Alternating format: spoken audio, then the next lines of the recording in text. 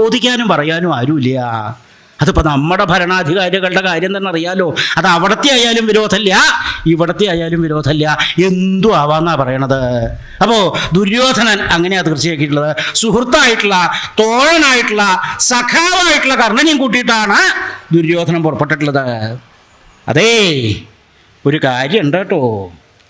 കുറച്ചു കാലം മുമ്പായിരുന്നു എന്നുണ്ടെങ്കിൽ സഖാവിൻ്റെ കൂടെ കൂടിയ കാര്യം നടക്കുന്ന കാലം ഉണ്ടായിരുന്നു.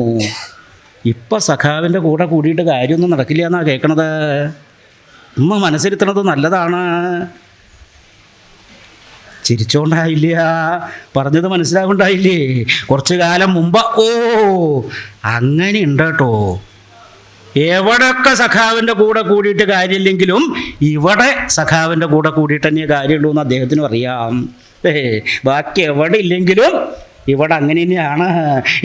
അപ്പോൾ ദുര്യോധനൻ കർണനെ കൂട്ടി പുറപ്പെട്ടിട്ടുണ്ട്. ഇങ്ങനെ അനവധി രാജാക്കന്മാര്, ഭൂമണ്ഡലവർത്തികളായിട്ടുള്ള സകല രാജാക്കന്മാരും അവിടെ എത്തല് കഴിഞ്ഞു എന്നാ പറയണത്.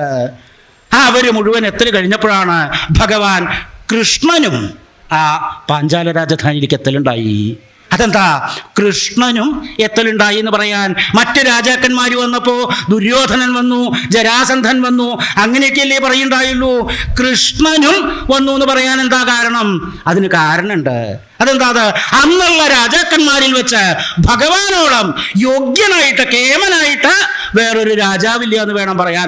അദ്ദേഹത്തിൻ്റെയും കൂടിയും എഴുന്നള്ളത്തുണ്ടായിക്കഴിഞ്ഞാൽ പിന്നെ കേമന്മാരായിട്ട് ആരും വരാനില്ല എന്നുള്ള അവസ്ഥയാണ്. അതാ കൃഷ്ണനും എത്തല് കഴിഞ്ഞു എന്ന് പറഞ്ഞത്. പക്ഷേ ഭഗവാൻ അവിടെ എത്താനായിട്ട് കുറച്ചൊന്ന് അമാന്തിച്ചു എന്ന് വേണം പറയാൻ, കുറച്ചൊന്ന് ബുദ്ധിമുട്ടി എന്ന് വേണം പറയാൻ. അതെന്താ? ഭഗവാൻ ഒറ്റയ്ക്കല്ല പാഞ്ചാല രാജധാനിയിലേക്ക് എഴുന്നള്ളുണ്ടായത്. പിന്നെയോ പത്നി സമേതനായിട്ടാ, സത്യഭാമ സമേതനായിട്ടാണ് ഭഗവാന്റെ എഴുന്നള്ളത്തുണ്ടായത്. ആ സത്യഭാമയെ ഒരുക്കി പുറപ്പെടുവിക്കാനായിട്ട് കുറച്ചൊന്ന് അമാന്തിച്ചു എന്ന് വേണം പറയാൻ. അപ്പൊ അങ്ങനെയാണ് അല്ലേ? എന്താ ഭഗവാന്റെ ചുമതലയാണോ? എന്താ ഭാര്യയെ ഒരുക്കി പുറപ്പെടുവിക്കുക എന്ന് പറഞ്ഞു കഴിഞ്ഞാൽ ഇപ്പോൾ സ്വതേ ഭർത്താക്കന്മാരുടെ ചുമതലയാണെന്നാണ് പറയണത്. ഭാര്യമാരെ ഒരുക്കി പുറപ്പെടുവിക്കേണ്ട ചുമതല ഭർത്താക്കന്മാരുടെയാണെന്നാണ് പറയണത്. സാധാരണ എങ്ങനെയാ പതിവ്? എവിടേക്കെങ്കിലും പുറപ്പെട്ടു കഴിഞ്ഞാൽ ഭർത്താവ് ആദ്യം വേഷമൊക്കെ മാറി പുറത്തേക്ക് അങ്ങോട്ട് ഇറങ്ങും, പിന്നെ കാത്തു നിൽക്കുകയും. എന്തിനാ അത്? അകത്തുനിന്ന് ഭാര്യ വേഷം കെട്ടി വന്നിട്ട് വേണം പോകാനായിട്ട്. കുറച്ച് നേരമൊക്കെ അങ്ങനെ കാത്തുക്കും. കുറച്ച് കഴിഞ്ഞാൽ വിളിച്ചു ചോദിക്കേ, അതേ എങ്ങനെയാ പുറപ്പെടലൊക്കെ കഴിഞ്ഞില്ലേ? നേരെ വൈകൽ കഴിഞ്ഞിട്ടുണ്ട് കേട്ടോ. ഇനി അമാന്തിച്ചു കഴിഞ്ഞാൽ അവിടെ എത്താനായിട്ട് വൈകും. പുറപ്പെടൽ കഴിഞ്ഞു എന്നുണ്ടെങ്കിൽ നമുക്കങ്ങോട്ട് പോവായിരുന്നു. അതെ, പുറപ്പെടൽ കഴിഞ്ഞു എന്നുണ്ടെങ്കിൽ പോവായിരുന്നു എന്ന് പറഞ്ഞു കഴിഞ്ഞാൽ ഇവിടെ ബാക്കിയുള്ളവർക്ക് എന്തൊക്കെ കഴിഞ്ഞിട്ട് വേണമെന്നറിയോ ഒന്ന് പുറത്തേക്ക് ഇറങ്ങണമെന്നുണ്ടെങ്കിൽ? ഒരു കാര്യമുണ്ട്, ഞാൻ ഒപ്പം വരണമെന്നുണ്ടെങ്കിൽ കുറച്ചു നേരം കാത്തുക്കേണ്ടി വരും. പിന്നെ സംശയമൊന്നുമില്ല കേട്ടോ. കാത്തു നിൽക്കണം എന്ന് പറഞ്ഞാൽ കാത്തു നിൽക്കുക, അതന്നെ നിവൃത്തിയുള്ളൂ. പിന്നെയും കുറച്ചു നേരമൊക്കെ അങ്ങനെ കാത്തുക്കും. കുറച്ച് കഴിഞ്ഞാൽ ആദ്യം വിളിച്ചു ചോദിക്കേ, അതേ പുറപ്പെടൽ കഴിഞ്ഞു എന്നുണ്ടെങ്കിൽ ഒന്ന് പുറത്തേക്ക് എഴുന്നള്ളായിരുന്നു. ഒരു കാര്യമുണ്ട്, ഞാൻ പുറത്തേക്ക് എഴുന്നള്ളണമെന്നുണ്ടെങ്കിൽ ഒന്ന് അകത്തേക്ക് എഴുന്നള്ളേണ്ടി വരും. ശിവ അകത്തുനിന്ന് കൽപ്പന കിട്ടി അനുസരിക്കുക, അതന്നെ നിവൃത്തിയുള്ളൂ കേട്ടോ. നേരെ അകത്തേക്ക് അങ്ങോട്ട് ചെല്ലും. എങ്ങനെയാ പുറപ്പെടലൊക്കെ കഴിഞ്ഞില്ലേ? നേരെ വൈകൽ കഴിഞ്ഞിട്ടുണ്ട്. നമുക്കങ്ങോട്ട് ഒരു കാര്യമുണ്ട്, ഞാൻ ഒപ്പം വരണമെന്നുണ്ടെങ്കിൽ പത്നിയുടെ കാല് പിടിക്കേണ്ടി വരുന്ന. കാല് പിടിക്കണം എന്നല്ല കേട്ടോ ഉദ്ദേശിച്ചത്. കുറേശ്ശെ മനസ്സിലാവല് കഴിഞ്ഞിട്ടുണ്ടാ. തല കുലുക്കണ കണ്ടാൽ തന്നെ അറിയാട്ടോ. വസ്ത്രം നേരിയേക്ക് കൊടുക്കുക ഭർത്താക്കന്മാരുടെ ചുമതലയാന്നാ പറയണത് അല്ലേ? ആ ചിരിക്കനെ കണ്ടാ അറിയാം. ഇന്നിപ്പോൾ ഇങ്ങോട്ട് പോരുമ്പോഴും കൂടിയും കാല് പിടിപ്പിച്ചിട്ടാ പോന്നിട്ടുള്ളത്. ഇപ്പം അത്ര ബുദ്ധിമുട്ടൊന്നും ഇല്ല കേട്ടോ. പണ്ടൊക്കെ ആയിരുന്നു ഈ വസ്ത്രം നേരിയേക്ക് കൊടുക്കേണ്ട ബുദ്ധിമുട്ടൊക്കെ ഉണ്ടായിരുന്നത്. എവിടേക്കാ പോണത്? അതേ ഒരു കാര്യമുണ്ട്, ഇവിടെ വെച്ചിട്ട് വേണ്ട. കഷ്ടം, ഈ സദസ്സിൽ വെച്ചിട്ട് ഞാൻ അപമാനിക്കാൻ തുടങ്ങിക്കഴിഞ്ഞാൽ എന്താ ചെയ്യുക? അങ്ങനെയല്ല, അവിടെ നിന്ന് പോരുമ്പോൾ സാധിച്ചു കൊടുത്തിട്ടുണ്ടാവില്ല, അതിൻ്റെ ആവും അല്ലേ? ഇപ്പോഴാണെങ്കിൽ ഇതിൻ്റെ ബുദ്ധിമുട്ടൊന്നുമില്ല. അടുത്ത കഴുത്തക്കൂടെ അങ്ങോട്ട് ഇട്ട് കഴിഞ്ഞാൽ വേഷം മാറൽ കഴിഞ്ഞു. ഒരു കാര്യം ഉണ്ട് കേട്ടോ, കയ്യ് പൊള്ളിക്കഴിഞ്ഞാൽ എന്നെ പറഞ്ഞിട്ട് കാര്യമില്ല. മുമ്പിലിരുന്ന് ഏട്ടത്തം കാണിക്കാൻ തുടങ്ങിയിട്ട് കുറച്ച് നേരമായിട്ടുണ്ട്.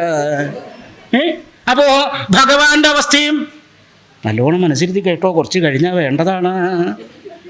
എന്തായാലും വിവാഹത്തിന് മോഹമൊക്കെ ഉണ്ടെന്നാ പറഞ്ഞത് അല്ലേ? ഇങ്ങനെ ചില കാര്യങ്ങളൊക്കെ പഠിച്ചിട്ടേ വിവാഹം കഴിച്ചിട്ട് കാര്യമുള്ളൂ, അല്ലെങ്കിൽ ബുദ്ധിമുട്ടാവൂട്ടോ. ഞാൻ പറഞ്ഞില്ല എന്ന് പറയണ്ട. അപ്പോ ഭഗവാന്റെ അവസ്ഥ അതല്ല. പിന്നെയോ ആ പാഞ്ചാലി സ്വയംവരത്തിന് പുറപ്പെട്ടതിന് ശേഷം ഭഗവാൻ നേരെ ആ സത്യഭാമയുടെ അന്തഃപുരത്തിലേക്കാണ് ചെല്ലുണ്ടായത്. നേരെ ഭാമയുടെ അടുത്തേക്ക്. ഭാമേ ഭാമേ പുറപ്പെട്ടോളൂ എന്ന് പറഞ്ഞപ്പോഴാണ് സത്യഭാമ നോക്കണത്. നോക്കുമ്പോഴത്തെ അവസ്ഥ എന്താ?